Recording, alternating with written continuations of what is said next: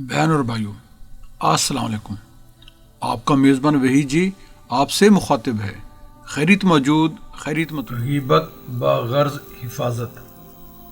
اگر کسی شخص کے سبب سے کسی کو ضرر پہنچتا ہو اور وہ ضرر سے واقف نہ ہو تو ضرر پہنچانے والے کی غیبت کرنا درست ہے، تاکہ اس کے سبب سے لوگوں کو ضرر نہ ہو، مسلمانوں کو مضرت نہ ہو۔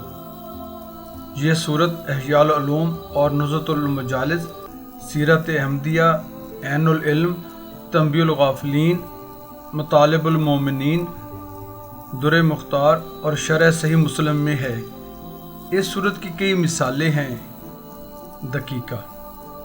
پہلی مثال، اگر کوئی شخص فاجر ہو، پوشیدہ عیوب میں مبتلا ہو اور کوئی عالم یا زاہد اس کے پاس اٹھتا بیٹھتا ہو اور اس امر کا خوف ہے کہ اگر یہ عالم اس شخص کے عیوب سے واقف نہ ہوگا تو خود بھی خراب ہو جائے گا، لہٰذا اس شخص کے عیوب پر لوگوں کو مطلع کرنا اس خیال سے کہ لوگ اس سے ڈریں اور اس کی صحبت سے بچیں درست ہے۔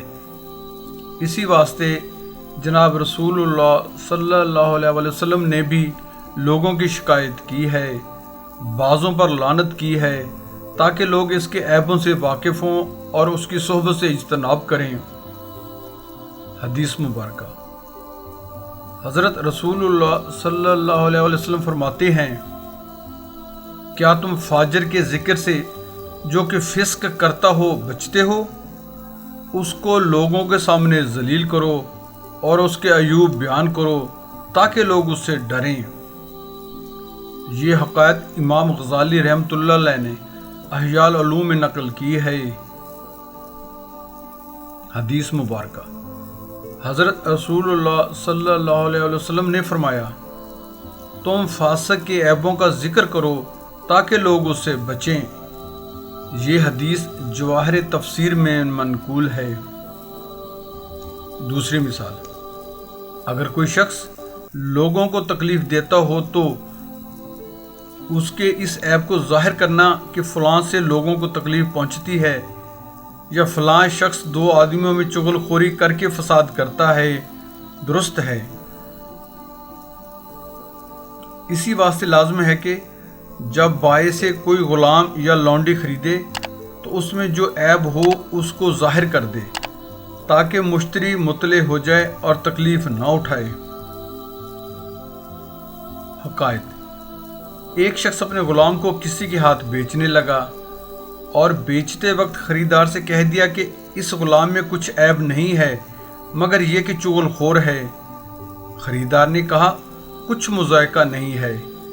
جب خریدار نے اس غلام کو خرید لیا تو غلام نے فساد پھیلا دیا، اس طرح کہ اپنے مولا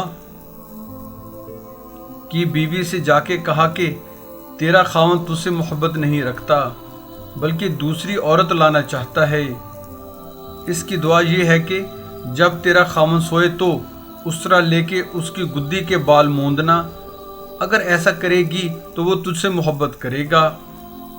اور اپنے مولا سے جا کے کہا کہ تمہاری بیوی تمہیں ذبح کرنا چاہتی ہے۔ ایک روز اس کا مولا یوں ہی آنکھ بند کر کے لیٹ گیا۔ وہ عورت غلام کے کہنے کے مطابق اس طرح لائی۔ خامد نے آنکھ کھول کر دیکھا تو سمجھا کہ واقعی یہ عورت مجھ کو ذبح کرنے آ رہی ہے، فی الفور اسے قتل کر ڈالا۔ جب یہ خبر اس عورت کے وارثوں کے پاس پہنچی تو انہوں نے اس آدمی کو مار ڈالا۔ اس غلام کی چغل خوری کے سبب یہ فساد عظیم واقع ہو گیا۔ یہ حکایت احیاء العلوم کی کتاب الغیبتہ میں ہے۔ تیسری مثال، جب کوئی مقدمہ قاضی کی عدالت میں دائر ہو اور مدعی اپنے دعوے کے اس بات کے واسطے گواہ لاوے تو اگر مدعی علیہ کو گواہوں کے عیوب معلوم ہوں اور ان کا جھوٹا ہونا معلوم ہو تو ان گواہوں کے کذب کو ظاہر کر دے تاکہ مقدمہ خلاف واقع فیصل نہ ہو جائے۔ واللہ عالم۔ دقیقہ۔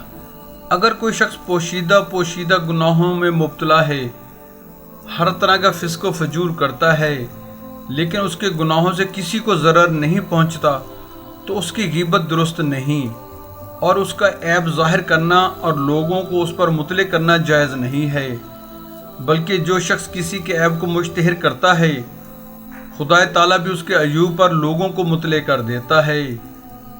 اسی واسطے جو شخص عیب فاش کرنے کی عادت رکھتا ہو، ہمیشہ لوگوں کی غیبت کرتا ہو، اس سے دوستی نہیں کرنی چاہیے اور اس کے پاس اٹھنا بیٹھنا بھی نہیں چاہیے۔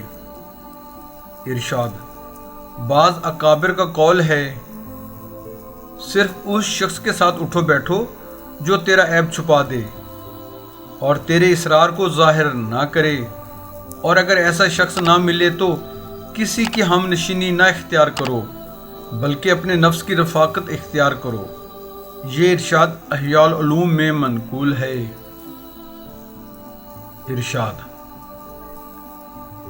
زید بن اسلم رحمۃ اللہ علیہ فرماتے ہیں، جو شخص عیوب آشکارا نہ کرتا ہو بلکہ پوشیدہ گناہوں میں مبتلا رہتا ہو، اس کی غیبت البتہ غیبت ہوگی، اور اگر کوئی آشکارا عیوب میں ڈوبا رہتا ہو تو اس کی غیبت غیبت نہ ہوگی۔